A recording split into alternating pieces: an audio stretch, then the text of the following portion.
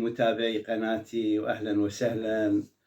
حقيقة بعد رحلة أكثر من 4 سنوات من البث، مئات الفيديوهات، مئات الخلطات، البعض يعني خلينا نقول شلون يريد يختزلها، يريد يختصرها، ما يريد يبحث بالقناة أو ما يريد يتعب نفسه ويستمع وهاي، فيقول شنو يعني. الكثير قالوا لي شنو أفضل الخلطات اللي نجحت، الخلطات اللي حصلت على شهرة يعني بالمبيعات بالعدد وهاي.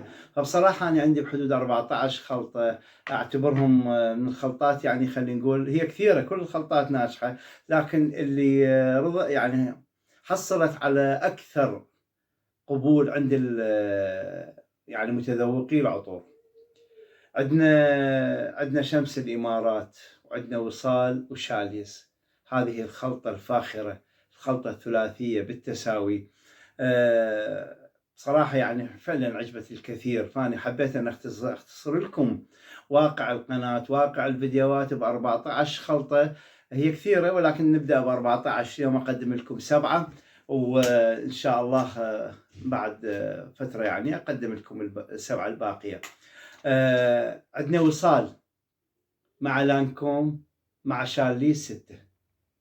هاي خلطة جميلة، يعني لأني أنا خلينا نقول أنا انتخبتهن، وأنا اللي أتحمل يعني خلينا نقول البعض أخاف يقول هاي الخلطة ما عجبتني وهاي، وأنا سبب وأنا قلت إنه ما تعجبكم لحالة نفسية، حالة جسدية، حالة كثير من العوامل مو شرط نذكرها إحنا الآن.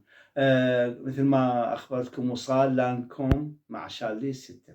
عندنا جادور مع مسك رغبة مع جذاب. احد الاخوان يقول اكتب لي اياها، هسه احنا نكملها ونهيئها ونذيعها، انت كل ما عليك انه تسجلها بورقه اللي تعجبك او تنزلها بصندوق الوصف. جادور مع مسك رغبه مع جذاب. عندي اوبن مع جلامور، اوبن مع جلامور مع غبار الذهب. يعني خلطه هم جميله وحلوه وبيها روحيه. عندنا غرام الليل معها فوق مع غلا زايد. غرام الليل معها فوق مع غلا زايد. بصراحة ذني أنا انتخبت بهن التناغم العطري. عندي إبداع زايد مع عود وردي مع شيخ زايد. إبداع زايد مع عود وردي مع شيخ زايد. وعندنا كشمير وكازانوفا وكاريزما. هاي يعني عطر ثقيل شتوي، يعني الأشخاص اللي من عمر 50 وفوق يحتاج لهم عطر شوية رزن، برائحة محببة للنفس وكذلك رائحة قوية. كشمير مع كازانوفا مع كاريزما. هاي ال7 خلطات أهديها لكم أصدقائي، وإن شاء الله يوم غد أو شوف شلون يصير عندي فرصة أقدم لكم ال7 الباقية من باقة أفضل خلطات قناة البيارق.